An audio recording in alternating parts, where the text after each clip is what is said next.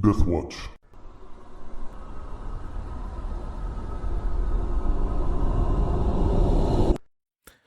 Hi, I'm Chris.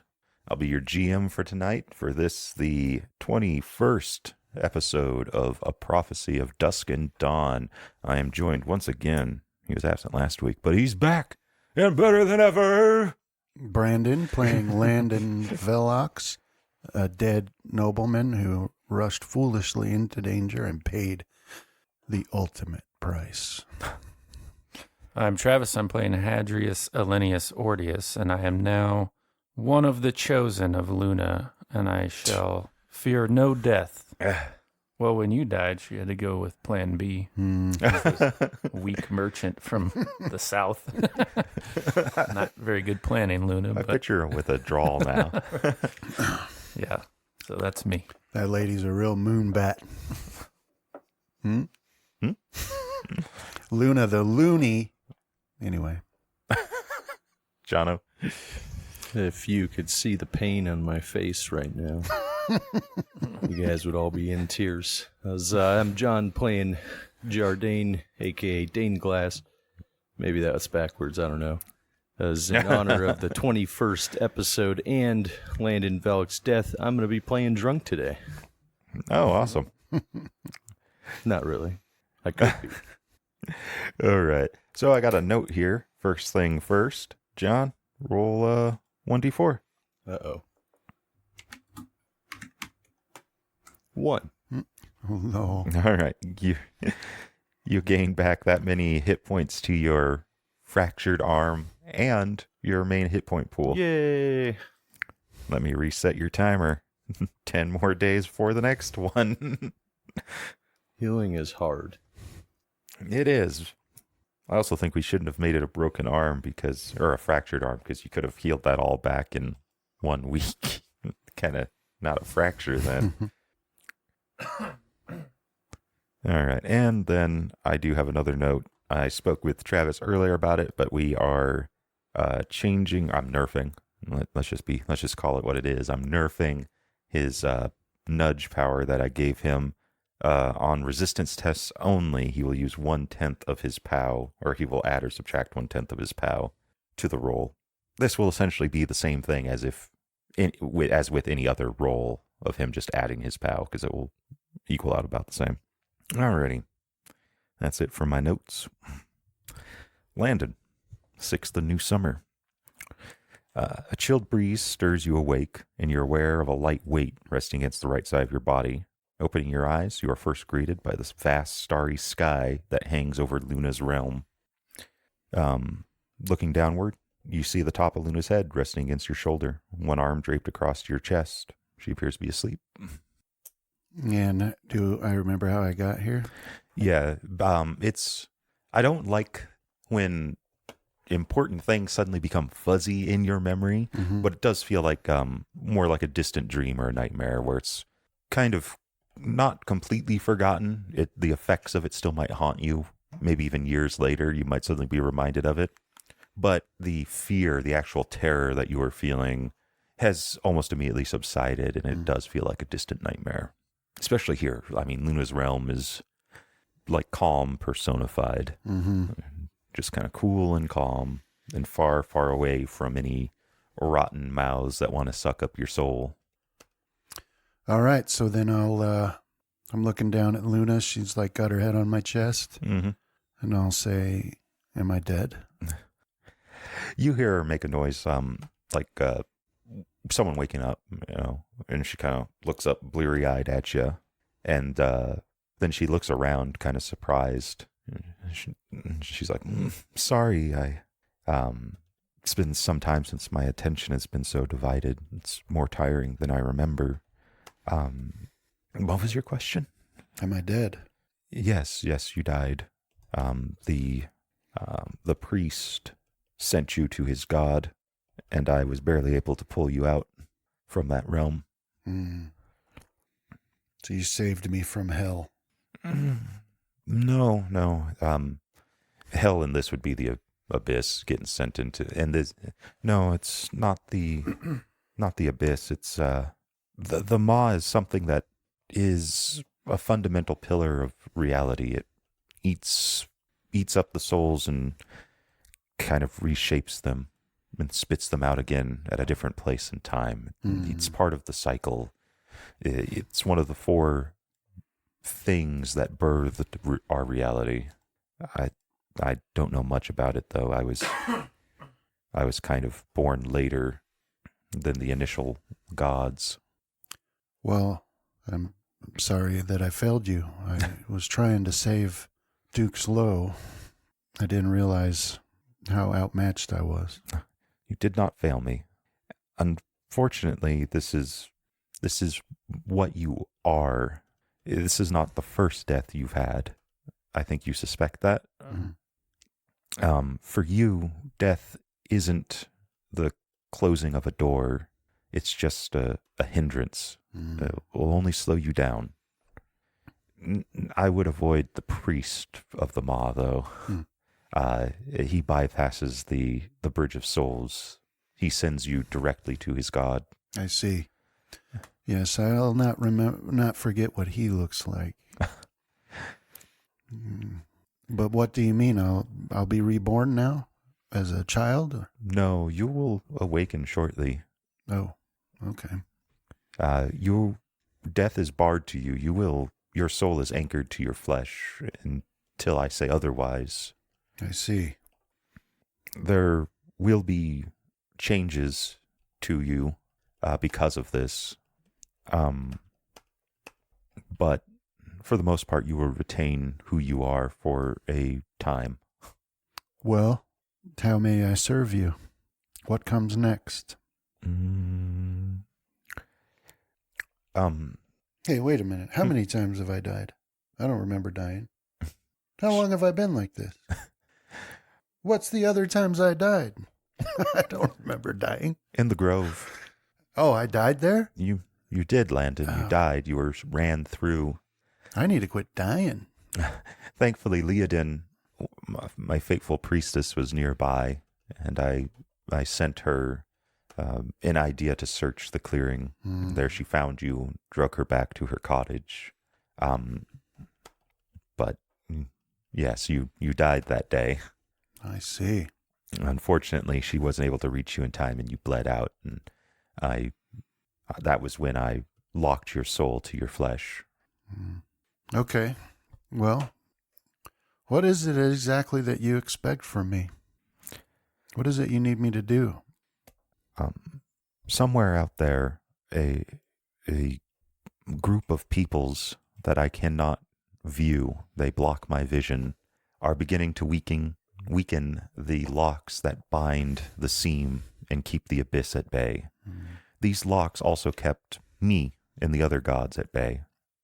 But now that they have weakened to such an extent that I can now reach out and recruit worthy followers such as yourself and a hillbilly merchant from the south. I guess he's not hillbilly, he's cosmopolitan, but and what I need is for you to seek out these people and put a stop to it. I see. Or at the very least, prepare for the coming war, as soon demons will probably flood the face of Terra. I see. Now, you get a sense that when she says soon, she's speaking as a god, so it can be anywhere from tomorrow to 1,000 years. Right. Yeah, and you get, to kind of throw back to the Maw, you got the same feeling there too. It's when the Maw is soon going to awaken and devour reality, that soon is up in the air. I mean, it's an immortal being, so soon is relative to it. But anyway, back to what she was saying.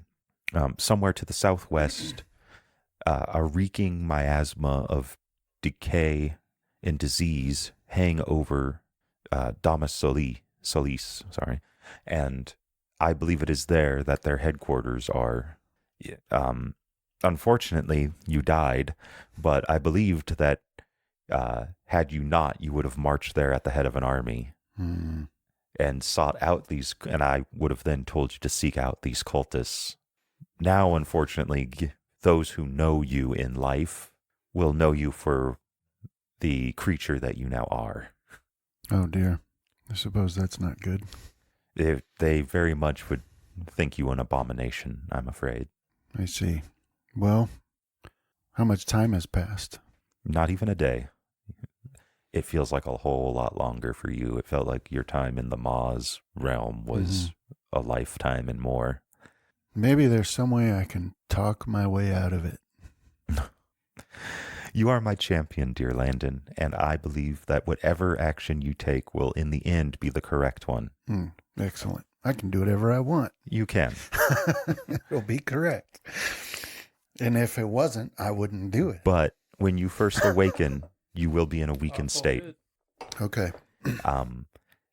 And you kind of see her struggling with how much she should exactly tell you. So if you want, you can roll an insight or a persuasion. Yeah, I don't think I have anything worth talking about Intimidate her for into telling persuasion.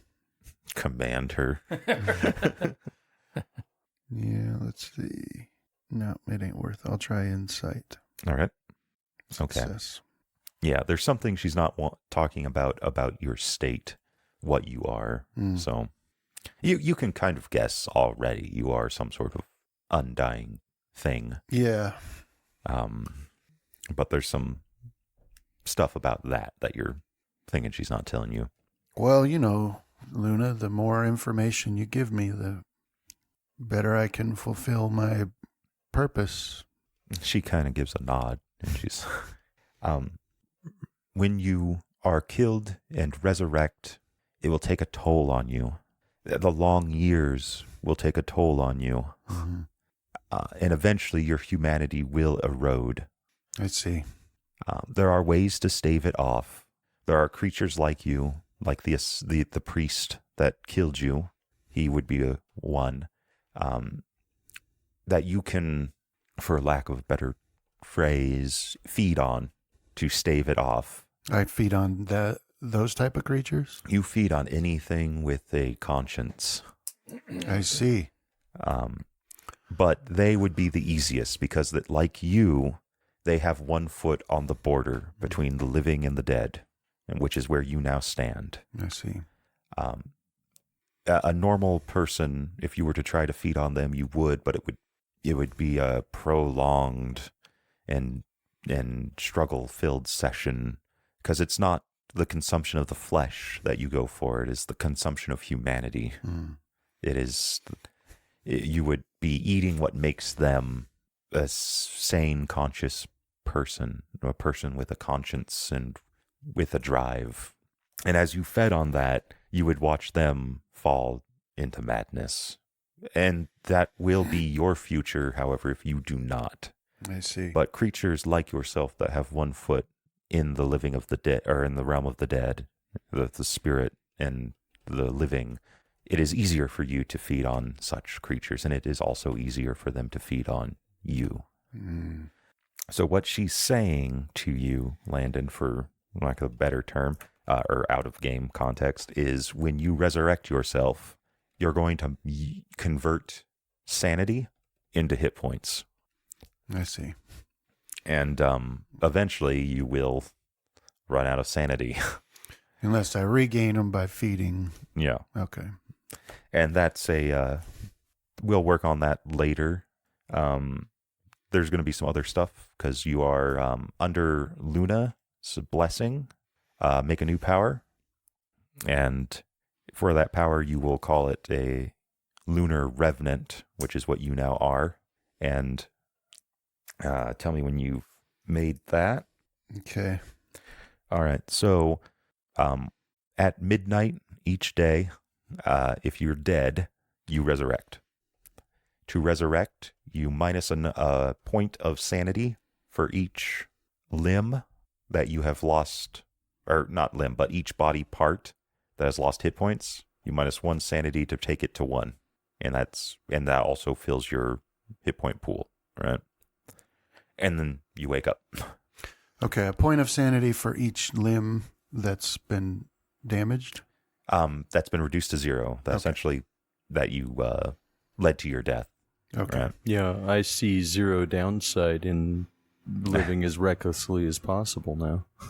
Same. Well, there is the fact that you have to wait till midnight, essentially, to just to res. die at like 11. I mean, he's dead. What does time matter? But I do like to imagine now the mass sanity loss that he gets from being like completely dismembered. As what happens when he hits 0? He becomes an NPC. I think early on, Luna made the promise that his name would echo throughout the high heavens, and his footfalls would thunder throughout history or some crap. Mm-hmm. Well, it's going to happen. It's just that it would probably be as a mad tyrant, Yeah. as an NPC. Tell him. So how do I feed on? Do I need to like bite them in the neck and suck their blood or what? For the most part, it's going to be a POW versus POW check. Okay. If it's against this is rough right now. I will give you a power soon, probably next session. But this is most likely the end of this season. Depending on how far we go, there might be a second one here. But yeah, it's going to be POW versus POW, and it's going to have a duration of 1 turn against things like you. Okay. Things that are spirit or of the spirit realm partially. And against humans, it's going to be 1 hour against anything that's fully living. If you remember, I'm basically ripping the vampiric essence drain rules from Shadowrun. Okay. So it's easier to drain other vampires or, what was it called? Variable essenced Yeah. creatures. Mm-hmm. So it's essentially the same thing. Okay. So she tells you that you're essentially now a walking corpse that feeds on the humanity of the living Mm-hmm. to sustain yourself. So am I going to still need to eat food? Okay.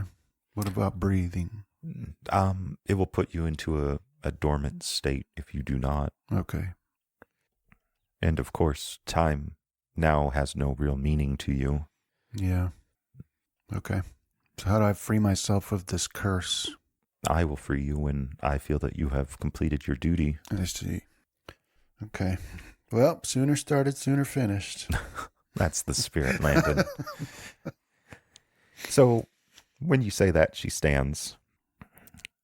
And she kind of gets that, gets that regal goddess appearance to her kind of back. You know, the informal conversation is over. Mm-hmm. Before I send you back, I will tell you that, and I screwed up this word last week, Travis, that this cult has made contact with the Abyss. It is the Abyss that clouds my vision. I believe that their obliger, the one that they have made contact with, is a demon by the name of Terol. He grows in strength he feeds on the dead, open graves, stinking piles, battlefields, that sort. He was in one of the first demons that Tullius, one of the magi that my son blessed, made contact with back in the war long ago. So What was that demon's name again? Terol. See if I can find. John has the name for sure. The demon? Mm-hmm. Tellius? No, Tellius No, man was the Torrol. Yeah. Torrol. No, Tullius is the guy that contacted him. Yeah, that's Now, what I had in my notes there. Landon, you do know from folk stories the name of Tullius.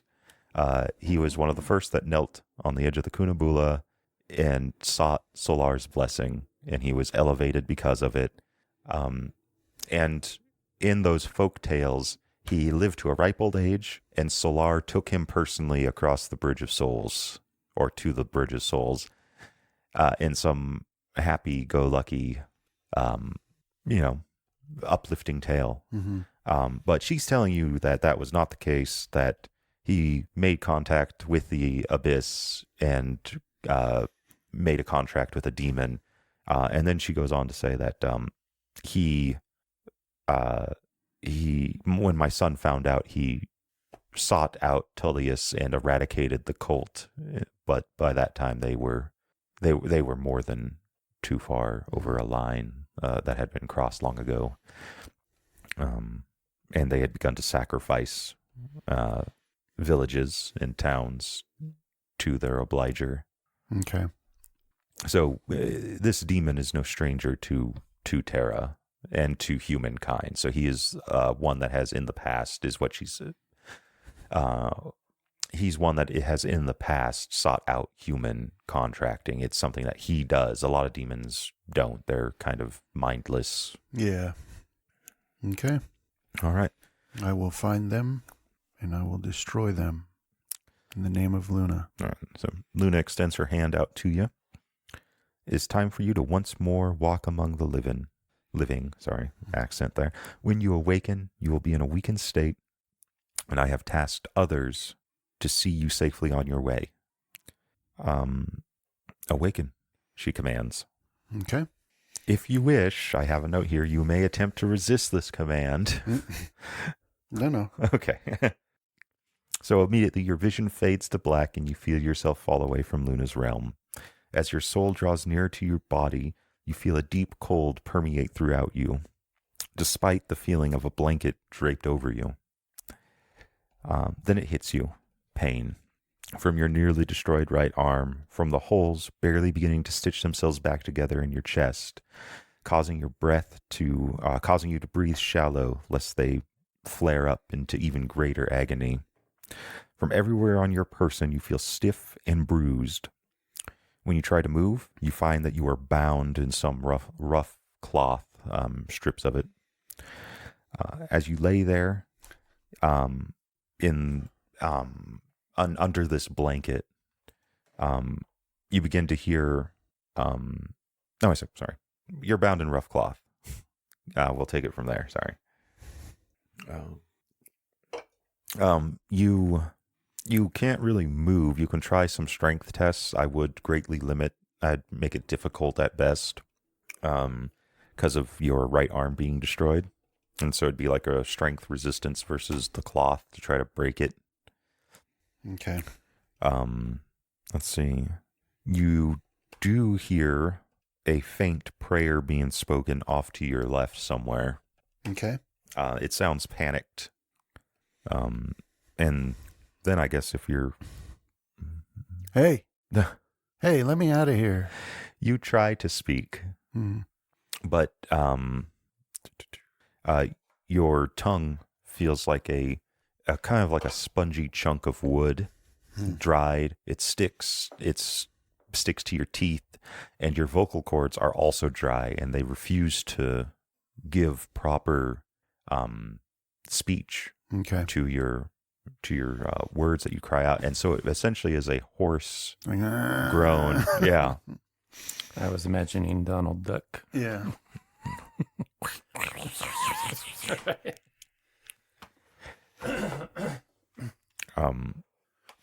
Well, yeah. So I mean, at this point, what I'll just do what like happens to me in real life when I'm having like when you're having what's that called? An apnea episode. So like I'm awake enough to realize that things aren't right and I'm not breathing, but I can't actually so basically, I just got to like work myself into a panic and wiggle my body enough to wake up the central nervous system, All right. Yeah. So as you're doing that, you do become aware of a set of heartbeats that are thumping. Unfortunately, neither of them are yours. Right. One is coming from off to the left. You believe it's probably the priest that's praying. He does react to your groan with a panicked screech and a re-intensifying of the prayer. Now, you don't know it, but he knows that it is not uncommon for a corpse to groan. So, that sort of thing does happen. But this other set of heartbeats seems to come from the room around you. And it's So the priest that was praying, you hear his heartbeat is more of like a dun, dun, dun, dun, dun, dun, dun, dun, real kind of off to the. But this other one is more deep, and it seems to emanate from the walls of the room itself. And it's just a nice calm boom, boom, boom, boom, and it's almost not like you're hearing it, but almost feeling it. Okay. And for a second there, when you first notice it, you feel like you've been eaten by something, right? That you are in the belly of a much larger creature, and that you're hearing that heartbeat from inside of it. Okay. So you start to wiggle your... Yeah, just, got to get moving, All right. try to wake up enough to... Give me a, let's say an agility times, or dex. What is just the characteristic, not the... Dex. Yeah, give me a dex times 2. So that'd be easy or difficult? Let's see. Difficult would be half of... Yeah. Give me a difficult agility roller. All right. Okay. Success. So, There's a whole lot of shaking going on. yeah, you're shaking. You're hearing the priest kind of calling out to Solar quietly, whispered, panicked, like, Solar, be good. They're moving. Protect this humble priest of yours, shelter me forever in your good light, so on and so forth. And you loosen, or as you're doing that, and as the priest is praying, you hear the latch on the door give, and the door begin to open, and you are able to get yourself into a sitting position if you want. Mm-hmm. Okay. Hadrius and Jardane, you're in the waiting room, down in the undercroft of the castrum. It has been some time. You've just both awoken from a sleep. In Hadrius's case, it was not the most unnerving of sleeps, but in Jardane's case, it was a nightmare. The candle has burned low. You're guessing you've been here for over 12 hours. Easy. And over the course of time when you weren't asleep, you were hearing various people coming and going, guards making their rounds, and occasionally what you hope was a person leaving the waiting area, having been interviewed. But as of now, other than your breakfast and lunch, no one has come to interrogate you further. The three of you are sitting around that table. The only warmth in the room is the candle. Well, Dane, I hope they haven't forgotten us. Never. That depends on how they mean to question. As if those really are people leaving and we have the opportunity, then hopefully they come soon.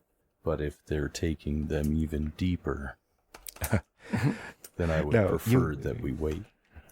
Now, you guys do know the sheer amount of people that were being brought in here is another problem as well. So it's not like, what's the term I'm looking for? It's not like it's a small number of people that they're then... Right. They're having to work their way through a good chunk of the city. That's basically the whole town, right? Yeah. Well, I suppose I could give it till this candle burns all the way out before I start making a clamor. Should we start planning an escape? I wouldn't know where to begin. Do you have any ideas, Dane? Ollie? I think you were tasked in your dream with finding a certain person in the castrum, right? The last thing I remember, although I've been unable to keep very good notes because of my surface, but was that someone was on the way to us. That's what Luna said. Okay. Yeah, so you don't got to worry about escape plans. Right. Yeah, I don't think that'll be necessary, but they sure could do something for the comfort in here. Quite cold. All right. So it's around that point that the candle begins to gutter. Roll a sense, both of you. In your case, Jardane, I think it's just normal, yeah. So, yeah. All right, so Hadrius, you feel a presence drawing near, or more like those eyes that were on you or had been on you since you entered the cast room are kind of materializing, wouldn't be the right word, but solidifying, like mentally solidifying, right? Whatever presence is behind those eyes is now coalescing in your area, the presence of it. And that it coincides with that candle beginning to gutter, and then in a puff of breeze that seems to come from one of the walls, that candle goes out, and you guys are plunged into a darkness. At first, all you can hear is the breathing of your fellow companions, but in that darkness, Hadrius, you become aware of another sound, and that is the low heartbeat of a large animal, kind of boom, boom, boom, boom. Like I explained for Landon, it seems like you're inside the beast's belly, and you're hearing it from somewhere all around. Jardine, you feel an odd sensation. Ollie comments on this as well. Start to kind of overtake you, and it's like you've walked into a dream. It's like this isn't reality anymore. It's almost reminds you of the dreams you have of Castrum's soul, where Alexander chases you, or chased you until this last one when you stood up to him. This never ends. Yeah. So, Hadrius, you hear a voice speak to you. It seems to come from the walls of the castrum, and it says, "Blessed of Luna, know that I haven't forgiven your actions, you for your actions. Thank your goddess that I now give you my aid. Go and retrieve her champion. None within my purview will bear witness to your passage." After the voice fades, you hear the latch on the door open, followed by the door itself creaking open. Outside of the room, no light shines, and you hear the sounds of angry guardsmen trying to relight lanterns in candles, but based on the curses you're hearing, the sparks aren't taking. Yeah, so you're in complete darkness. Well, I'll stand up and smooth my shirt and pitch my voice low for Ollie and Dane. Well, it's time to go, gentlemen. All right.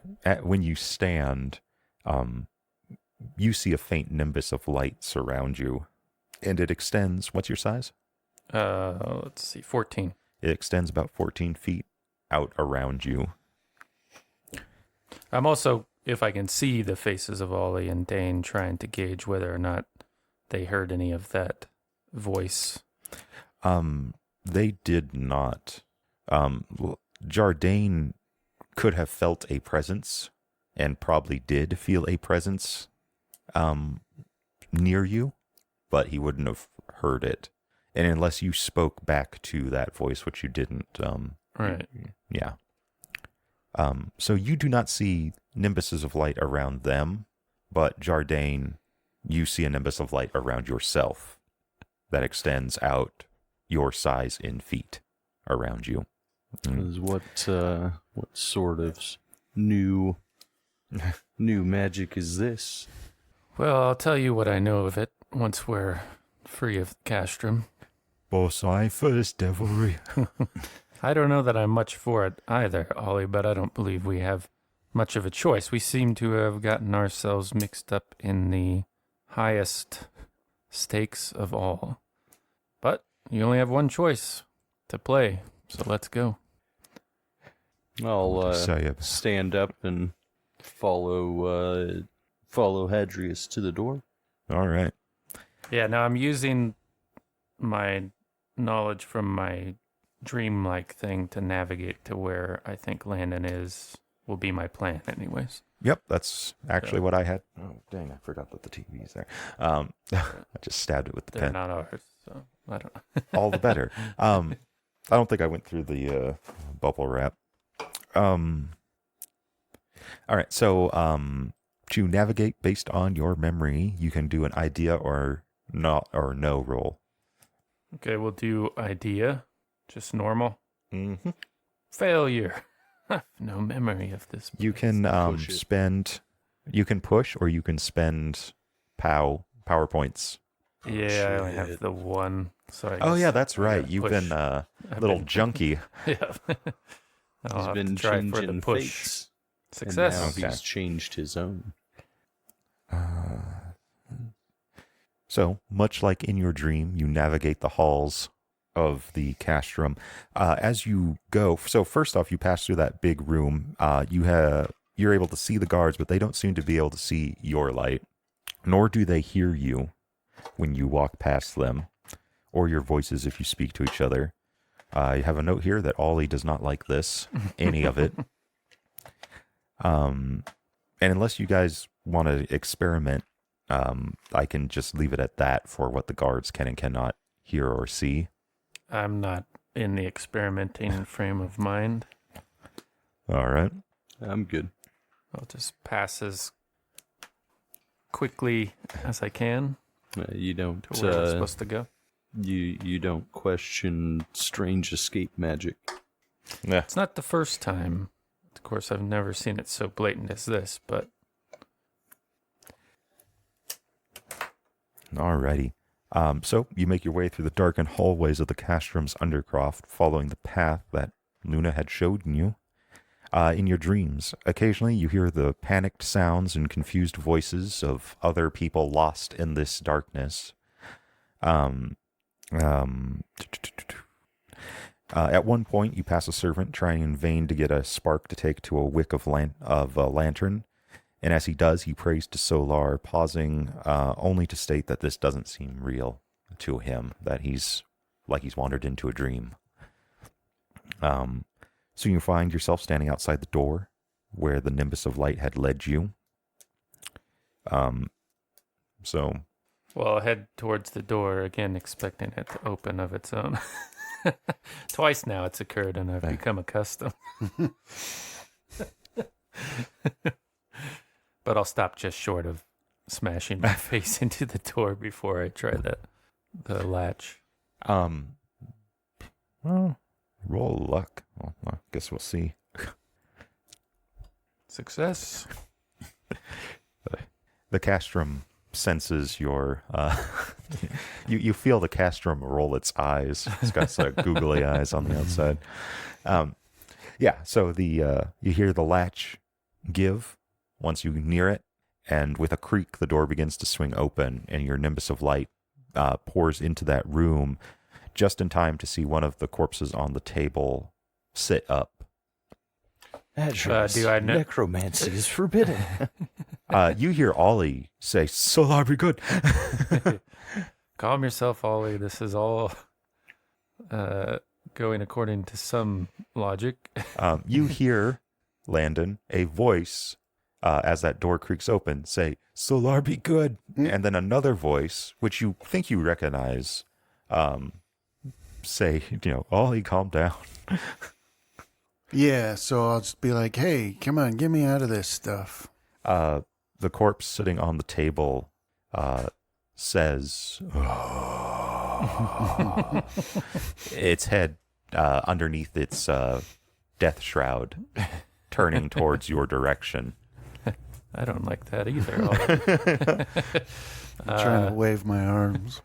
Yeah, it looks like it's struggling underneath the death shroud. Yeah, I knew the location of Landon's corpse. Is it similar or? It's on the table. Okay. There were only 2 corpses Right. currently kept in the cold storage of the castrum, and this is the table that Luna leaned over when she spoke to you. Yeah. Well, take heart, gentlemen. I think this is as strange as it will get for the moment. And I'll walk up to that struggling corpse that's groaning, and I'll start freeing it. I'll be like, easy there. So, Had an event. yeah, you feel a set of hands upon you, and the shroud is pulled back, and you see the face of Hadrius. You do not see any of the nimbuses of light, but it seems to you like this room is only like dimly lit. You can see them clearly. Okay. In fact, you do not it takes you a second to notice that there is no light in this room. Low light vision creature of the I night. can see. When you pull back his shroud, his death shroud, you are greeted by two glowing eyes that are much akin to a full moon on like a fall night. That kind of slightly yellow moonlight. Yeah, I take a step back. What kind of beast have you raised, Hadrius?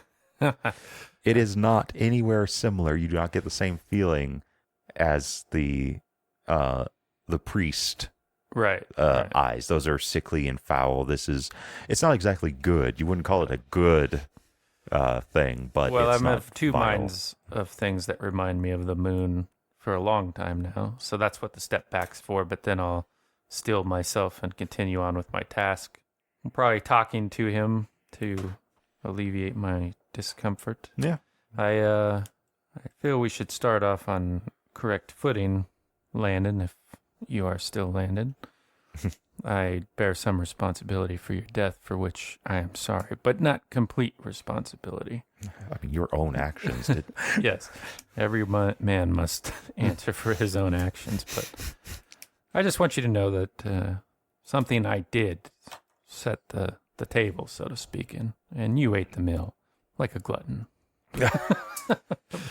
But nevertheless, I am sorry about my part in that, and I'm here now to set us on the right course. So never fear, all will be well in time. He's just a little out of sorts, gentlemen. So as he's speaking to you, and undoing your death shroud and your death bindings, you do feel saliva start to come back into your mouth, start to be created again. That was another thing I forgot. Your eyelids had actually stuck to the corneas of your eyes when you first went to open them. Oh, yeah. They also, the water on your eyes begins to work again, your tear ducts. And it's not like you are of a normal state of mind currently. So any panic that you'd be feeling would be normal, but you're not some crazed undead beast right now. Okay. So you're able to hear and understand his words fine. And you are now able to speak, but it is in a strained voice currently. What happened? Well, you would know that better than I. Yeah, it was. We have to. The Duke's low. What happened? Was he saved? I'm afraid not. Your sacrifice was pointless. Jesus. Oh man, I'm gonna have to take a break if you make me laugh like that anymore. No, I'll be like, unfortunately, the Duke the Elder, right, was the one who died. He did not make it. I'm sorry to inform you, Landon. The killer was the killer captured? No. I don't know where he's gone, but the castrum is in quite a fit about the whole situation, and they have half the city in their dungeon here, but we needn't worry about that. I think we're on a different path, at least I am, to Damas Solis. A better path, far below you, or far above you. What of my father? I must speak with my father. I think he's well, as near as I know, but do you think it would be wise to do such a thing, given you are a corpse here at this place, and now you're leaving, and I was a captive in this place, and now I'm leaving? Might just put us in a bad situation. I'm not a corpse, clearly. You were a corpse. Why do you think they put bells in the graves? It's very common for the chirurgeons to read death wrong. He's nude as he was being prepared for his cremation. So as he's saying, what corpse? I'm not a corpse. You're looking at a mangled, barely healing right arm. Yeah. And multiple holes in his chest that you swear, if you listen closely, you can hear air escape his lungs. Listen to me, Landon. You will have to convalesce for a time before you present yourself to your father. Ollie has joined the prayer of the priest that is being whispered off. He doesn't go over there. Right. But he's like reciting the same prayer. Yeah. Occasionally you hear Solar's name switched out with a couple different ones, being from Mars Oris and a sailor. Sailors, they're filthy men that go from port to port and worship many different gods that are from foreign lands. Now, if you are inclined, I have the means to leave here for places where people don't know we're captives or corpses at the moment, and we can ascertain what to do next. I've been given a great task of which I have no understanding of how I might accomplish, but I'm beginning to formulate a plan of sorts, and I think I could use the help of you. Yeah, so help. like at this point then I would see my own wounds and realize there's no way I'm going to be able to convince anybody right now that like I had not actually been dead. Plus, So yeah, I'll hop off of the table the best I can and say, okay, where's my clothes? I'll be holding my hands out to see if has enough structural integrity to maintain being upright.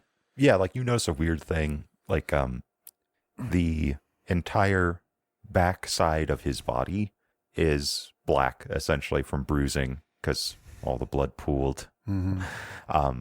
But other than that, he seems to be in well enough to stand on his own volition.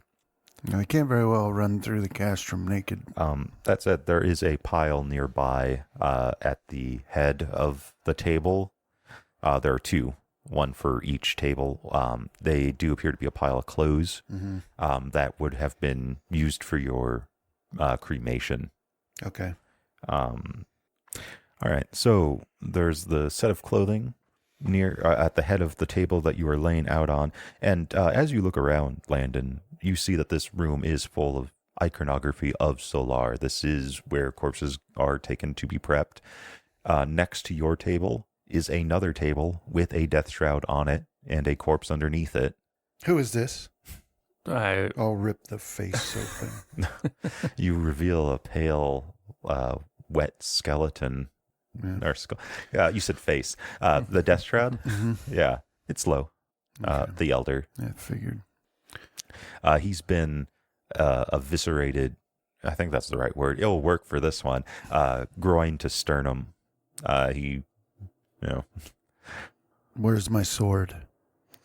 I'll cast about and see if I see my sword in here. There is a sword on the pile of clothing. Mm-hmm. It is not Mesor. I'll throw it. Where's my sword? I don't know, my lord.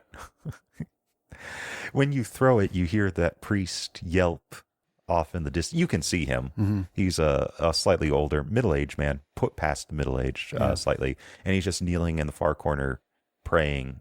And it's one of those where priest, cease the praying and come answer my questions. Where's my sword? He does not hear you now. All right, I'll pick up the one I threw after I'm dressed and say.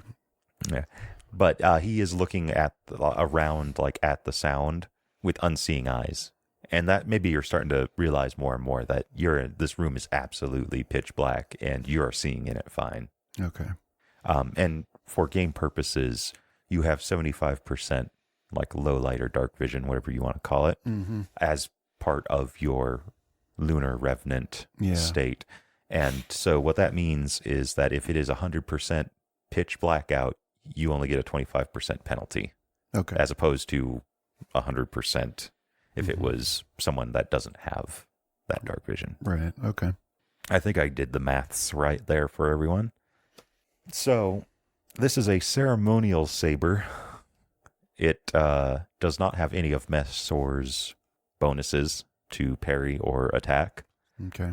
It has half the normal hit points of a normal saber, which I can read you off the stats for, or I can hand them to you. So this will affect your parry and your attack with the weapon. Equipment. Primitive. Ooh, turning pages. Saber. There we go. So damage is 1d8 plus 1. Full for the damage. Medium Okay. one-handed. Its hit points are 10. Everything else should be the same. Other than, I think Mesor gives you 10 to your attack and parry, or 5 to your attack and parry? 5, right? Mesor. It gives me +5 to parry and attack rolls. Okay, so yeah, just make a new attack skill with that. And remember, it's your skill plus your combat category bonus when you need to put in what you should be rolling in the attack box for Yeah. your skill. Okay. So 64. So 75. So, this sword was set atop a set of Valexian military regalia consisting of black trousers that will give you 1 defense, sturdy knee-high riding boots that will give you 2. So those are both to your legs. So you have 3 total to your leg defense. Okay. A black silken undershirt and a thick, that the silken undershirt gives nothing. A thick jacket, which will give 2 to your torso and abdomen, and arms. Yeah, where do I put all that? It should be a bracket or a box for your let's see. You can just erase the Hit, armor. And, yeah, hit location and armor. So Okay. you would replace yeah, you could put like for your leg it would be it'd be heavy cloth and boot, and then just put a bracket like 3, and that will be the total AP you put into. Okay. And then your abdomen and chest are 2, as are your arms. So the jacket, it's the thick black jacket, and it's slashed through on the sleeves with red, which Valexian house colors. There's also a black and red hat with a feather to complete the look. The hat will give you 1 to your head armor if you wish to wear it. This is all expensive times 2. The step up expensive clothing. This is stuff that very rich nobles or kings of countries would wear on their funeral pyre. So you will... What was the coat? What was the abdomen and chest armor again? 2. And then what about the arms? Also 2.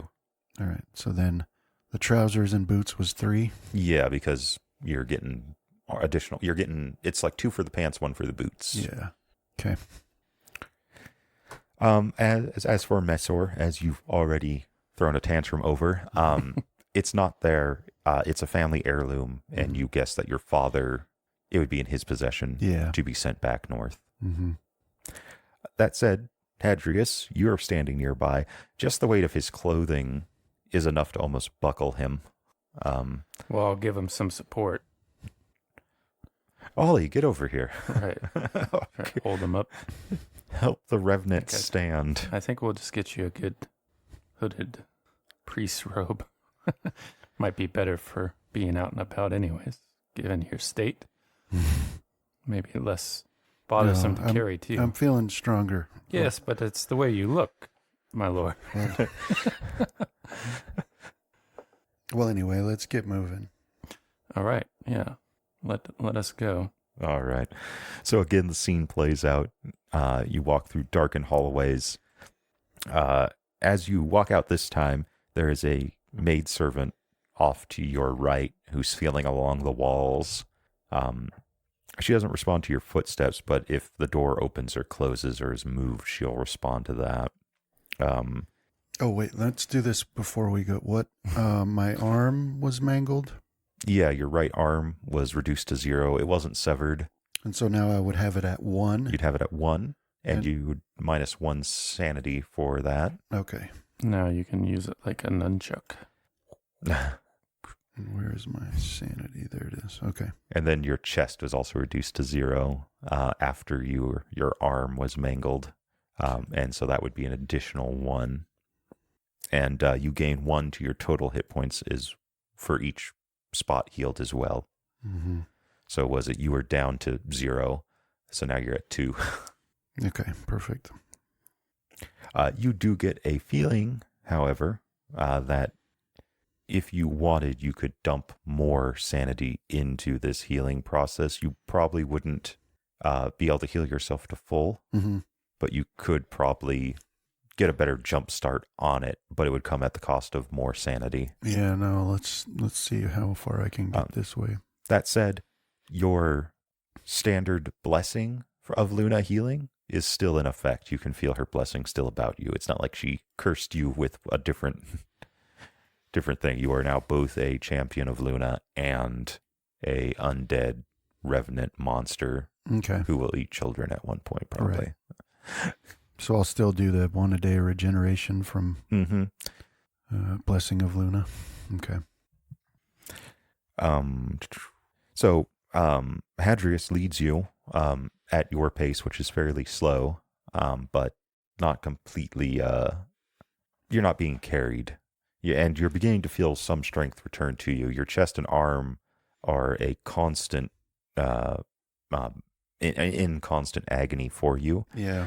But your legs are coming back. You're beginning to feel blood pump, like sludge start to move in your lower extremities, like your feet and legs. Right, start getting that blood pumping again. And some of the wounds in your chest had begun to ooze, and on your arm they began to ooze again, but it doesn't seem like you're going to bleed out again, right? That they congeal fairly quickly and whatnot. Just some minor triflings that the living would have to worry about, but not you. Hadrius leads you unerringly back to a large room. In this room, it's dark like all the others. Many of the guards have now just sat around the table, bundled in their cloaks, their breath misting out before them. Some make their way around the room and are opening doors and calling into the people inside, looking for a response. They haven't yet reached the door that the waiting room that you were housed in, Hadrius and Jardane. But from inside, you hear people with chattering teeth responding, and you hear some of the guards discussing that perhaps we should just let them go. And leave this place ourselves, because it's very cold in this castrum. You don't feel it, Okay. but you know, as does Jardane, that these castrums absorb elements around them and amplify it. And based on what you're feeling, you are under the Muros in this section of the castrum. Okay. It's been built down into the river, and so it's taking all that river chill, because the river runs directly out of the mountains, and it's just amplifying it. And so, like I said, you're seeing breath misting about you. In this room, Hadrius then turns, right, and heads towards a giant archway. Yeah. Okay. Yeah, we're going to get out of the castrum. And that takes you into a small stairwell with a spiraling set of stairs leading up. Yeah, I'll get Dane's attention and say, like, well, we'll have to leave. Not in the way that I had hoped to, but we still have some things in our room that we need, yes? Writs, money. You also have some stuff in the nearby guardhouse. Right. If you want those. Yeah. What did we... You had some... took your bag. Yeah. Jardane was able to smuggle in a blasphemous tome, a gun, and a bunch of gunpowder.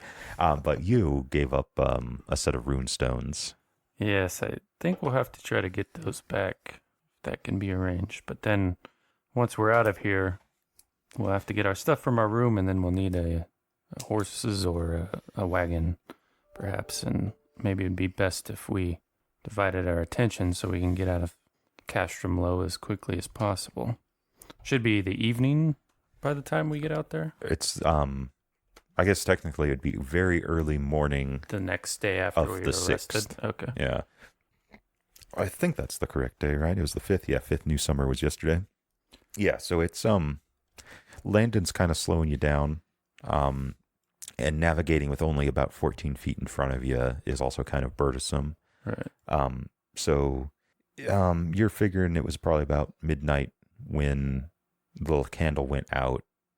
And it's probably getting close to about 1-ish by the time you make it to the stairwell, and it'll probably be closer, based on how far down you traveled, to about 2-ish by the time you make it to the top, given Landon's current state. Right. So yes, we get those things in order. We leave Castrum Low. My current thinking, and when I have more time to explain everything that has been revealed to me, I will, Dane, but my current thinking is to continue with the course we have set. Unfortunately, without any of the goods we were hoping to bring with us. But I think once we arrive in Maris Oris, we'll be able to work something out again. I still have the gold, after all. That would also be on the... if it was on your person, it's in the guardhouse. If Right, it was yeah. not on your person, it's back at It's your why inn. we needed to go to the guardhouse and our inn, either place it was at. I don't think they were letting me have a pouch of gold in there. Let's be honest. What you should do is you should kill 3 of the guardsmen in the big room, put their bodies in your room, or not your room, but in the waiting room you were kept, Right. dressed in your clothing, and then burn the corpses. Yeah. And so now you're dead as well, and you're no longer bound by your contract. Is this Dane being possessed by some entity telling me all this? It's Ollie telling you about a Right. business transaction that he used to help people with back in Mars Oris. Oh yeah, so they find the corpses, and I think nothing of it. You get away scot-free, free money. Now I'm gonna go back to being panicked, boss. So, long and short of it, Dane, we need to hit the guardhouse and grab what they took from my person, and then one of us should go to the inn and gather our belongings there while the other gets us a horse or horses in a wagon, and then we can be free of this place. Which of those tasks do you prefer? I think that I think me and Ollie should go and grab the rest of our stuff and horses. Okay. Well, I'll see about arranging or getting a wagon for us then while you're gathering the stuff. So, so far you have not been reacted to if you're walking, but other things that you interact with have caused a reaction. So you Okay, can, like opening doors and what have or you. driving a wagon might do that as well. So Yeah, so angling towards this guardhouse, I remember them taking my belongings from. yeah. Do you know? Well, if my father and my people are still here at the castrum, I would expect so. It's not then been very long. if we can make our way to the stables, we can get horses. I have horses there. Okay. Mm. Well, that will solve that And problem. where had I sent Chelsis? Chelsis was remaining in the encampment Yeah, because he had was just wounded. undergone surgery. Yeah. The last person you were kind of in charge of was Captain Fields, Mhm. who was going around the party with you, but Yeah. you had gone to retire, and so he had taken his leave as well. Yeah, he's such a buttoned up guy. I don't think I could get him to overlook the fact that I'm A shambling corpse. like Chelsis. I might be able to say, hey, like there's some dark things going on and I have to go underground. But That said, you are at the castrum. Mhm. Your horses are most likely at the manor. Right, yeah. There might be horses here right now because the castrum is more manned than it Mhm. usually is around this time of night because of all the influx of prisoners and those to be interviewed. Yeah. All right, so you guys make it up this winding stairway up in the upper levels of the castrum. Much the same thing. All the lights are off. You both know, you and Hadrius, Landon and Hadrius, you and Jardane for this matter, because he's been around castrums. It's easy enough for you guys to find an entrance leading out into the courtyard. Upon doing so, you see that outside, everything is under a thick blanket of fog. You lose all vision about after an arm's length in front of you. And the only light other than your nimbuses, which kind of wink out when you actually exit out into this courtyard, is from Luna overhead. And that is filtered down through the mist. In that mist, you hear muffled voices, These guards don't seem to be as scared as the ones inside the castrum, but they're getting. I mean, there's a good reason to be superstitious this night, and for Jardane and Ollie, that feeling that you're still in a dream persists. So you guys are splitting up. I don't know from this point if we're trying to get to that gatehouse. I rescind the earlier splitting up. Outside the castrum was Yep. the point of we might split up. Okay. So the guardhouse is across the courtyard, opposite the stables. If you guys want to check there, you may. You will probably find something in those stables, but whether or not they respond to a hand that isn't the stable masters or their owners, that will be left up to a dice roll. If we need horses, we might as well check. Okay. All right. So walking away from where the guardhouse, or the direction of the guardhouse, back towards the side of the castrum, you come across a shadowy, at first, building through the fog that eventually coalesce into a stable. Roll luck for all of you. Success. Give me Ollie too, Travis. Success. All right. That was Mm. nice. There are successes. there are indeed enough horses in here. These ones seem to be more. They're not war horses. This is just how I'll put it. So they will respond to you. Landon. Let's see. Give me a appearance. So a charisma check. If you haven't done it, Landon, you need to add you need to add 5 to your appearance. That's from Luna's blessing, and that one's specific to you because you're her champion. Luna can't have a butterface running around. Yeah, no uggos. Success. All right. So the horse does kind of respond to you in a way that might not be, it's not immediately fearful, but it is kind of a, what is this? Right. But you let it get your smell, and it calms down, kind of nuzzles your hand, and they're all unsaddled currently because they were put up for the night. So you can look around and find that. It should all be kept in the stable. Give me spots. We'll go easy spots.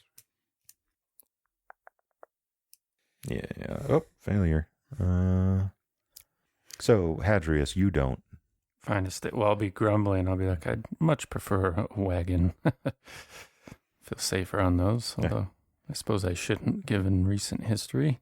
So I'm doing just more complaining about it than actually looking for a saddle. Yeah. But Landon has a good idea, right? Yeah. Landon has a good idea where saddles and blankets are kept. Okay. And various other riding tact. Yeah. Or tack. Yeah. Yeah. So he's able to point you guys in the proper direction, but he is unable to actually lift a saddle in his current state. Yeah. You'll have to help. I have never done my own work. You're same. Ollie, if we could have a hand. I was more of the mind that you are literally unable to do it right now. So yeah. Yeah, I'll ask for Ollie's assistance. These are quite heavy. Yeah, I don't want to admit weakness. I'll be like, I could do it, but it's beneath me, you see. So if you could. He says, leaning against the stable wall, trying to look cool. I pull out a pipe from somewhere. Yeah, so Ollie, he's done it a bunch. So he starts to saddle the horses, and he's willing to show whoever how to do it, and he'll go into a check afterwards just to speed things up. But in short order, you guys do have 4 saddled horses. All right, start leading them out the way we came in. All right. That guard house, not guard horse. That would be the undoing of us. So, you do hear people reacting to the sound of the horses' hooves on cobbled stone as you near the guardhouse. You see 2 men their faces kind of appearing. They're leaning out the window, or kind of leaning on, like their arms on the window, like one of them. They're facing each other, but they're standing in the small pool of light that's filtering in through the fog and into the guardhouse. But one of them is speaking, and he's saying that he's had enough of, I'm telling you, it ain't right. Something ain't right about tonight. I feel it in the air. And the other one's chastising him. Well, I've had enough of you talk. Ain't no demons walking in the fog, and the dead ain't rising. And he sounds like he's had enough of it, but you also hear that underlying fear. So he's more telling him to shut up because he's scared. I think a good look at Landon would confirm everything they're afraid of and send them fleeing into the night. Yeah, when you look towards Landon, his face is heavily shadowed. Yeah. And all you see are those two eyes glowing. It's about to send me fleeing into the night. Yeah, he looks like he's also dressed he's dressed in clothes of the dead, so that doesn't help me either. Well, I'll see if I have some way of getting to where my stuff is, just by moving around them or whatnot at first. So, as you guys approach, the one that was telling him to stop talking goes, "Oh, you hear that? Horses." And they're kind of looking off in your direction. But the fog is pretty thick. They don't quite see the horses. You still feel like the presence of the castrum around you. That sort of beating feeling. The beating heart is kind of gone, okay. But you're feeling that presence still, the watching eyes, but less vindictive now. Yeah, I'll pass my reins to Dane or Ollie, whoever's nearest, and try to proceed from foot. Okay. Or on foot from there. All right, so the door to the guardhouse is closed. I'll begrudgingly open it. All right, are you guys staying back or okay? So when Hadrius, you hear the door, him opening the door from somewhere in the fog. Landon, you can hear his heartbeat off in the direction. You know where he is. You can smell him. So you hear the latch go, and you see those two guards' faces, turn that direction. Whoa, who's there? Yeah. I won't answer their challenge. I'll just look and see if I can see where they're at. Yeah, when you step into the room, you can see them standing in a small pool of light from Luna, very dim. They currently have their halberds held out, and they're looking your direction, but they're not seeing you. I get stabbed with the halberd. Well, I'll see if I can spot where the stuff of mine was stored when we were here last. You can roll a difficult idea or a spot. Let's see. You can complement that spot somehow. I don't have the power for it. Or you mean with a different skill? Yeah, I'm trying to think of a different skill that would go along with it. Maybe a knowledge or an etiquette. Can't really bargain with the guardhouse layout. All right, you can push, but right now... oh, wait. That's what it was. I think that's my old spot. Right, sense. You can augment it with sense. Okay, so idea or spot augmented with sense. Or if your sense is higher, you can go sense and augment it with spot. Yeah, my sense is... Or complement or augment, whichever one you want to do. So complement adds 1/5. Mm-hmm. Augment makes it, it reduces the difficulty or increases it on a fail. Guess I'll go for the 1/5, which I think is 6 points. All right. Just a sec. Special. Nice. So because that's a sense. Okay. You're not actually looking for a physical thing. You kind of open yourself up to the ebb and flow of the things in the guardhouse because you know that those stones are linked to Luna. At least one of them is, and that is what you find.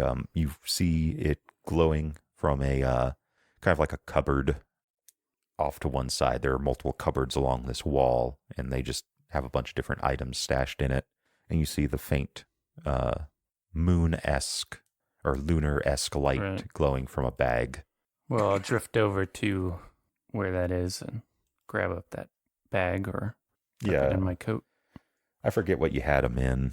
Maybe they put them in a small pouch, so that way weren't loose. And then return back to my companions if I can. Do you want to raid anything else in here? Get loot. No. Did you have your money on you, or was it in your room? I don't think it came up, honestly, so I don't know. It is a bit of money. Yeah, I was thinking it was like 200 something coins. I don't know if I would say carry that on I don't know how big the coins are. Yeah, it'd be heavy. So I expect it was probably in the room and not on my person. All right. So a short while later, you decide do you close the door behind you? No, I'll leave it open. All right. So shortly after you make it back to your companions, one of the guards does work up the courage, and you hear him scamper over to the door and close it. And this time you hear the bar slide shut. And then soon after, if you guys are still around, his face returns to the window, looking more haggard and pale. All right. Sorry about the delay, gentlemen and my lord. You see that do you put it in a pocket immediately, or are you holding it? Maybe I'll have it. Yeah. So you do quick. detect 2 faint auras from that bag. One is of Luna. The other is of the Maw. Okay. What is that? If I remember correctly, I didn't feel like I had a lot of choice when I got that one. But you didn't, and Luna... She wasn't happy about giving it to me. Yeah, she didn't want to Yeah. give that one to you. So. But we'll talk about that in short order. Let us get free of this place, and we'll have a meeting of sorts. You and I, Landon, and my partner Dane, but not Ollie, because I fear he'll run for the hills if he hears the content of the meeting. Okay. All right. So you're going to southern Old Muros currently. Okay. That's on past the drawbridge to the south, out of the castrum. So are we seeing this effect continue as we go into the city surrounding the castrum? Mm-hmm. Goodness. So it's one of those, like, they'll react to the horses, but not to you yet anyway. Alrighty. So you leave the courtyard and ride, or are you leading? Probably leading. Okay. Just because it's hard to ride through city streets. No. Stepping onto the drawbridge, leading your horses. The city, Old Muros, is much different than you would normally have seen it before. Again, the mist is all around, and even the sounds of your boots on the cobblestone sound muffled and distant. Jardane and Hadrius get a sense from you. Failure. Success. Nice. You don't need to make this test. Okay.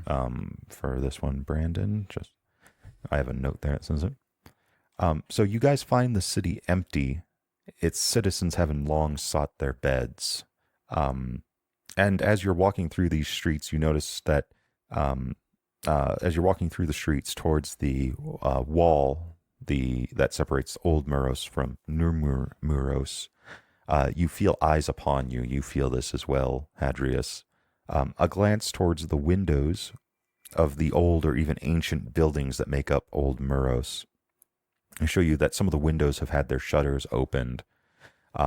In these cases, it might be the residents hoping to catch the cooler night air and escape the heat of the summer mornings and days. But Jardane and Landon, you see people standing in most of those windows staring down at you. Mm-hmm. Their fashion, in some cases, 100 years or more out of date, that you recognize immediately. Jardane is able to recognize that as well, but not to a similar level as you. And Hadrius, you feel unseen eyes from those windows, but you don't see anything. So for those of you who can see it, they watch you pass with hungry eyes, but they make no move towards you. Landon, in your case, you feel a longing bordering on envy from these watchers. A part of your mind warns you that it's your flesh that they long for, not in some carnal way, but to essentially wear it, to allow them to touch and feel the world of the living once more. Yeah. You you get a craving when you look at them, and that's most likely what you're thinking is the reason for their apprehension. That odd hunger comes to the forefront, and animalistic craving that you can't quite put your finger on, but Luna warned you about. You think that you could, if they did attack you, that you could probably feast well tonight. Or you could go after them and feast well all the same. Yeah, so like these are ghosts, right? Spirits, shades. You know, and you guys, like, ghosts are a rarity that has become more and more popular in modern times, right? The legends of like boogeymen type ghost spirits. For the most part, it's believed that as long as you're consigned to your god, there is no ghost. There is no limbo for you. So depending on your religious beliefs or how, you know, what folklore you decide, what superstitions you partake in, them being here is either very odd or very specific set of circumstances that led to it. Yeah. Eventually you guys you see the outer wall come into view. At first it's a shadowy hole, blackness in the fog, that then solidifies into a high black cunabula vitrum, the black glass wall with a gate in its center. There's a small group of guards huddled together inside the archway where the gate is set, and they're facing out into the night. I also missed my kind of jumped ahead there. If there was anything you guys wanted to say before you guys reached the gate or as you're walking down the road, go for it. I don't believe so. I'll ask if anybody else sees these people staring at us from the windows. As I do. I'll say no, but I'll look alarmed because I felt that I was being stared at. Ollie, This is what you get when you play with necromancy. And I'll look at Hadrius. Give me a stern, disapproving look. yeah, Ollie is not you say, anyone else see those people? And he's like, what? There ain't no one else here. Gods be good. Gods be praised. He's looking like he's about to bolt. Hadrius. Hang in there, Ollie. Make it worth your while. Just show him some coin. Yeah, so now you guys arrive at the gate. There are 2 doors to either side of the gate that are normal sized. They're barred from on this side. Mm-hmm. There's no guards standing near them. They've all huddled under that archway. Okay. At the sound of the horse's hooves drawing near, one of them does call out, "Who goes?" You might have a problem fitting horses through those doors. So we'll have to unbar the gate. Mm-hmm. And work the Mechanisms. yeah. And they're all standing by that gate? Mm-hmm. Okay. So what's the plan? That's a good question. Should I try to frighten them away? They haven't responded to you. You at one point did feel the castrum set about you, so they're not responding to your voice or your footsteps. So you'd have to do something else. Well, we could try it. If they can see you, it definitely would be a sight to be afraid of. All right, let me try it. Okay. So I'll like undo my coat and make my wounds visible in case they can see me. But yeah, I guess I'll just, like, if they're not seeing me, I'll just go over and try to unbar the gate. Okay. Give me it's a strength. It's going to be a resistance test. It's going to be half of your strength characteristic versus, normally it would be the size of the bar. This bar would be enough to stretch across a road, meant a 2-lane road, essentially. All right, so half your strength versus an 11. Yeah, it's too heavy, but they do hear it creak. And so some of them, you hear that? Again, you hear the guy call out to, Rider, make yourself known. Yeah. Well, then I guess I'll just like see if they can, if I can, start moaning and say I've come to eat your soul or whatever, something scary, They don't respond to sound. Okay. Okay. Well, then I'll go back and say it's too heavy for me. If you want, you haven't touched one of them. Oh, yeah. I could try that. Yeah, I'll just like Train them gently all. caress one of their cheeks or something. All right. That does elicit a response, and the man turns, spins to the direction that you touched him from, Mm-hmm. and he's staring out, or he's can't see anything. Perfect. So he's like, oh, something touched me. Perfect. I'm going to start touching them all, man. Slapping them, grabbing their willy wangs, poking them in the bungers.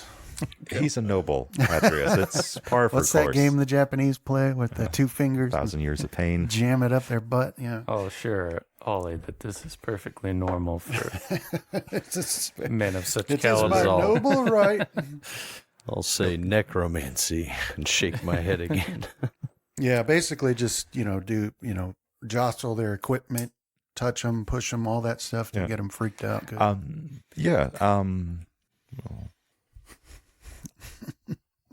Tickle, tickle, tickle. A good chunk of them break away, crying of ghosts in the night. And it leaves like 2 or 3, and you're seeing his resolve, the commander's resolve, disappear very, very quickly, or captain, and he eventually follows after. Okay. All right. Now we can come forward and help with that bar. You lads will have to lift this bar. I'll look to Dane and Ollie. My strength is but a 6. So, probably Ollie. Ollie can do it at full strength, so his strength versus an 11. Okay. If you feel he needs help, Jardane As I will can roll help. first, and we'll add a couple points to that. Yeah, so roll yours first, Jardane. Your What is- strength versus an 11. All right. And I failed, unless you want me well- to push it. No, you're good. And then I'll be holding the bar down instead of up when I fail. No, that's not what that's for. All right, You're good. Here's Ollie. Add Oh, how much? 10. Yeah, it would have been 1 to it. Should I re-roll it? Yeah. 2 points away. Can he use his fatigue, or Yeah, is it 4 to 1? 1 to 1. 1 to 1. Come on, lad. Put your back into it. That's encouragement. Right. It is. Yeah. Yeah. So all between Ollie and Jardane, they're able to get this very heavy, very large bar off the gate. Mm-hmm. Ollie begins to rub his back after he sets it down with a loud thunk. That just doesn't echo. It doesn't travel nearly as far as it should in the night. Yeah. There is a mechanism on this side. There are 2 of them, one on each side of the gate, that will that are set a heavy chains attached to it that will allow this section to be lifted up this portcullis. Okay. Your back's not done being used, Ollie. Don't worry, it'll be worth it. Yeah. I swear to you, I will not. Your ultimate fate will not be death at the hands of a demon. I swear to you. Wait a minute, I wasn't thinking about that. Now I am. So Ollie can attempt to do it by himself, but I'll have the resistance check if Jardane Yeah, helps, I'll which try is what to I help should have still. done. All right, so you don't got to roll. This is what I should have done with the damn bar. So I'm just going to have it remain 11, but it would be 6 in this case. His strength versus a 6, which should almost put it into automatic success area. Okay. Yeah. So he starts working this mechanism, and with a loud screech and clank of chains, it begins to raise up. He gets it just high enough for the horses to pass without riders, Okay. and then he kicks in the the lock, and the gate remains open. All right, I'll start leading my horse through. I'll give him a clap on the shoulder and hand him the reins to his horse. His face is slick with sweat. Thanks, boss. How much is this gonna be? Well, We'll discuss We'll it discuss later. it later. Yes, of course. Many meetings later. Let's carry on. So normally this is a short, like 15-minute walk, but given the density of the fog, it kind of slows you down and drags it out to about an hour. You're getting on close to morning now. And you are starting to feel not a complete recession, it's still there, but a receding of this power. As it gets closer to dawn, you're starting to feel that you're getting pressed for time now. Yeah. You do know that from the Pilgrim's Rest to the edge of the city, you're going to be very close Right. on time. Well, I'll pick up my step with consideration for Landon, if we can make it any faster. But if not, then I'll just grit my teeth and carry on as we have been. All right. So about half hour later, you arrive at the Pilgrim's Rest. Now, every so often, as you're walking these streets, you do come across a group of guards, but no real people. It's a mix in this side of town. It's a mix of guardsmen and the conscripted. It seems like a lot of the army had been called in to secure this side of the town or the city. So you guys come up to the Pilgrim's Rest. The front door is open. Many of the doors in this section have been left open. Same with the windows. Your nimbus of light isn't shining when you're out under Luna's moon, but through the fog, if you're close enough to one of the houses, Landon, you can see inside and see that many of the houses are in a state of having been tossed, right? Searched through really quickly. Through the house on your left, as you're approaching the Pilgrim's Rest, it's the next door. It's a cobbler's shop with their house on the second floor, or their living quarters. You don't smell anything, or you don't see anything, but you do smell that something in there had died. A number of people had died in there recently, and you also smell that stench of the priest having been there. Okay. But it's kind of weird because you smell him, his scent around here anyway. He was hanging around. Okay. But the Pilgrim's Rest, when you guys walk in there, give me a listen. Failure. Success. All right. Here's mine. Failure. All right. Ollie? Success.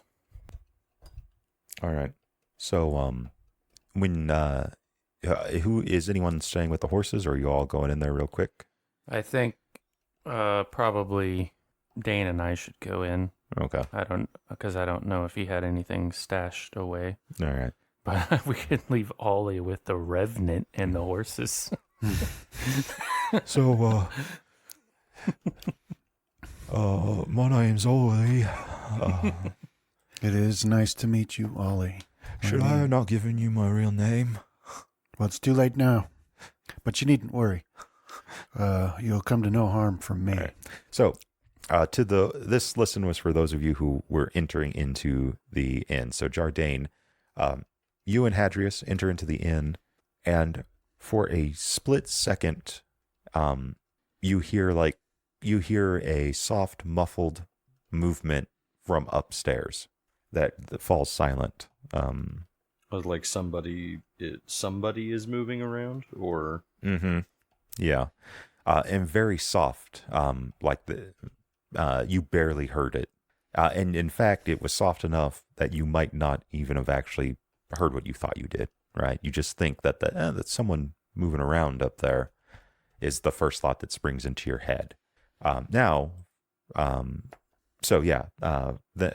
If you're going to say anything, you can go for that. Then I'm going to describe the common room for you. Yeah, well, I think as I didn't hear it, I plunge on heedless of the sound that Dane heard. oh, I will ask. Did you hear that? No, probably just the innkeep. He wasn't taken in, was he? Was, Everyone was. yeah, as everybody should have been. So either somebody's hoping for some easy profit, or it's just my imagination. Likely the assassin, the people that don't like me sent after me. I keep calling the counting house, but that's not correct. It's like, why do I keep forgetting?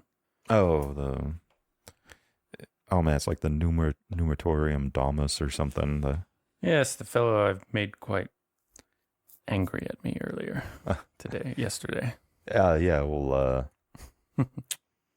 Giorgio, who is a member of the counting house. Yes.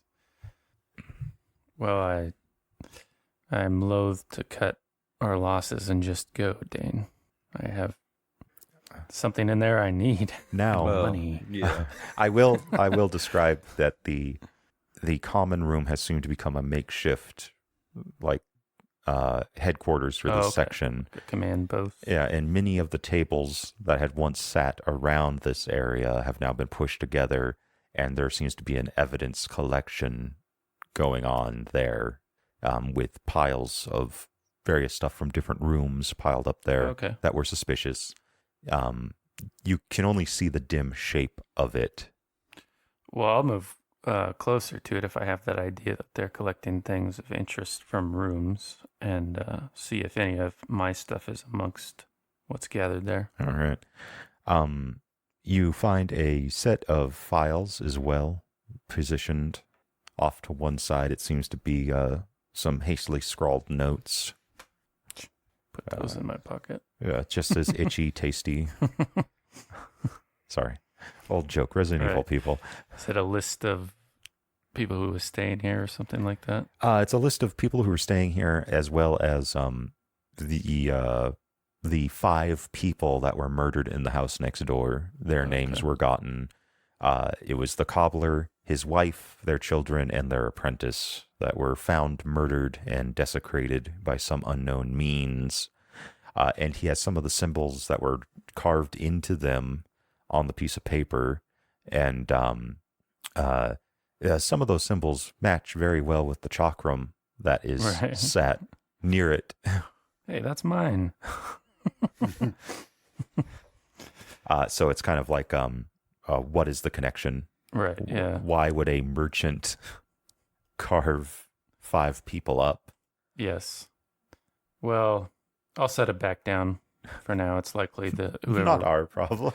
whoever wrote this would retain memory of his whatever he was thinking about. So just getting rid of that written piece wouldn't do anything. I'm not sure if I should keep the chakram or not. I don't have any particular attachment to it. I thought to sell it off at one point, but really I'm looking for gold. All right. My writs. Yeah, you find all these weapons, a pile of clothing, and charcoal and ash that belong to Jardine, and a fine cloak, and your various things that you've been brought. Oh yeah, you also find what remains of Jardine's various equipment that he is bringing with him have also been piled up, and there is a note on those saying, like, normal men do not make use of such equipment. Something is amiss. See, alchemy is the true touched my art, things. not necromancy, Jardine. But I'll be like, I think it's all here for the most part. Quickly, I really hope nothing is broken. Yes. I'm sure we can acquire new ones if they are. But I'll gather up my possessions, and if it's not too cumbersome, I'll grab those of all these weapons he was most attached to. His halberd, perhaps. The dagger I gave him because that was a gift. I didn't want him to forget that. Yeah, he owes you for that. Yeah. I'll repack my things and try to grab a couple more of Ollie's things if I'm able. Right. So as you guys start lifting stuff off of the table, you hear that sound come again from the upstairs. Landon and Ollie, briefly as they're in there, you see a set of orange eyes barely in the fog just barely through it, look out through the window in the top floor Of the inn? out onto the street, yeah. And then turn away as you start hearing them clanking Mm-hmm. in the downstairs common room.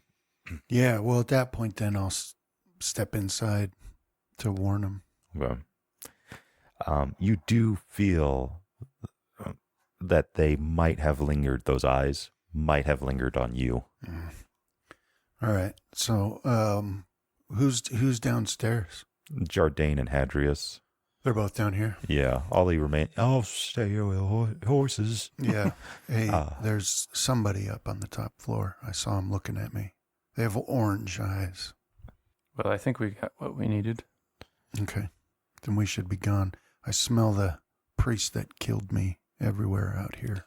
Well, yes, let's go. It wouldn't do to have you killed twice in a week's time. His eyes were orange, right? Yeah. So yeah, I'll hustle out with what I've been able to gather, including the halberd and dagger for Ollie. Yeah. And it should be noted, sorry, that his eyes lingering on you means that he could potentially see you. So Yeah. whatever it is that keeps vision from seeing you doesn't quite work on him. Okay. Yeah. I think he saw me, so we need to go.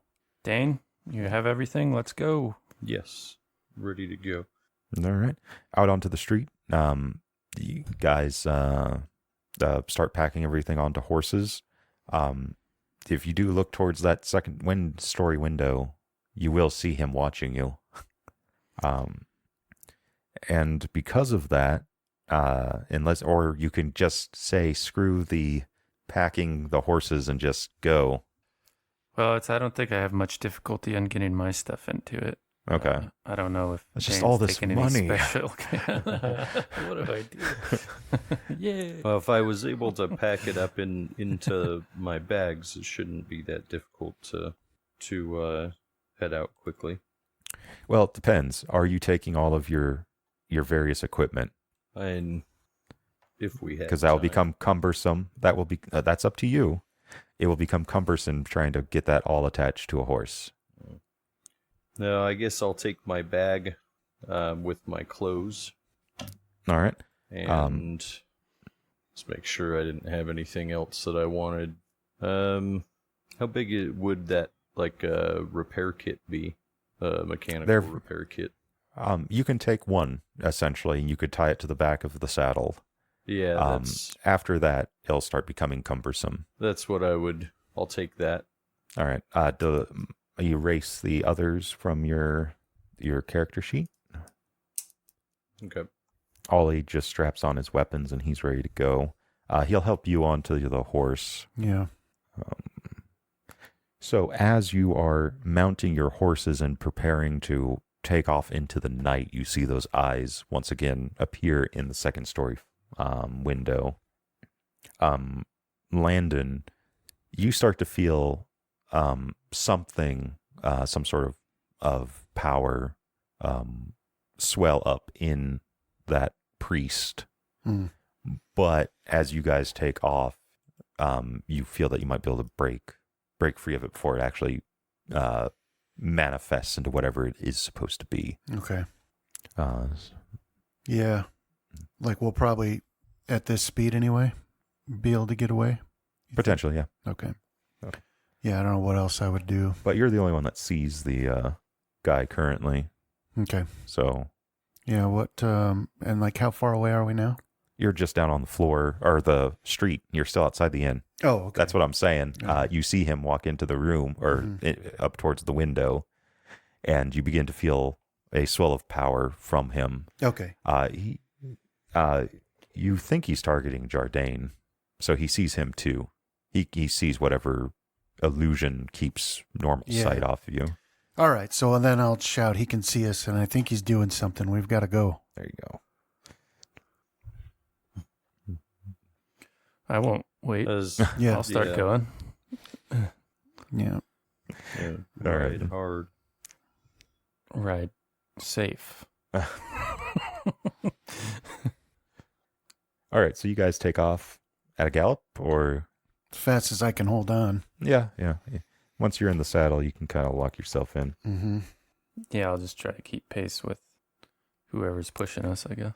Yeah, it does get kind of spooky because for you, it only 14 feet in front isn't too far. Yeah.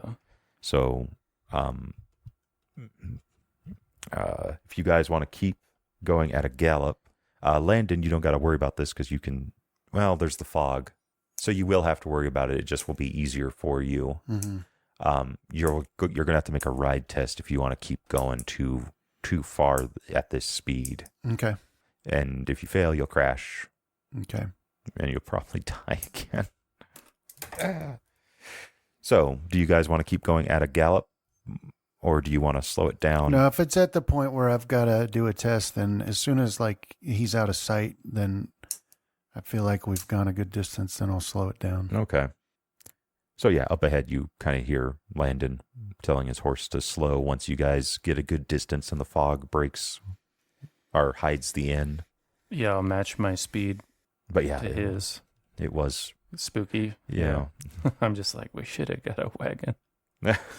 Although I crashed that too. You don't need to tell him that. But it's one layer of separation between me and a horse, and All right. that's all the difference. So you do not hear any pursuit, and other than the occasional guard calling out and questioning into the night as the horses approach and receiving no response, many of them begin prayers to Solar or retreat into whatever corner or house that they were currently occupying. Eventually, the streets become a little less organized, the houses a little less rich, and then eventually you find yourself in the countryside. The fog has begun to melt away, and the eastern skies beginning to brighten. And it is now the morning of the 6th. You still feel the presence of the castrum, but you feel its power dissipate, and you are once more visible, you feel, to those around you. But by that point, you have already gotten past the makeshift line of loose-knit conscripts that were trying to set up a perimeter, but there just wasn't the manpower to encompass the whole of New Murus. And so you find yourselves alone on this, the 6th morning of new summer, on a paved, cobbled road known as the Pilgrim's Road. Alone, but alive. Okay. And that is where season 1 will end. All right. Thanks, man. That was Thank you. Thank Pretty you, cool. guys. This is a character advancement. Yay. Because these only happen one time a season in this manner, you will get roll.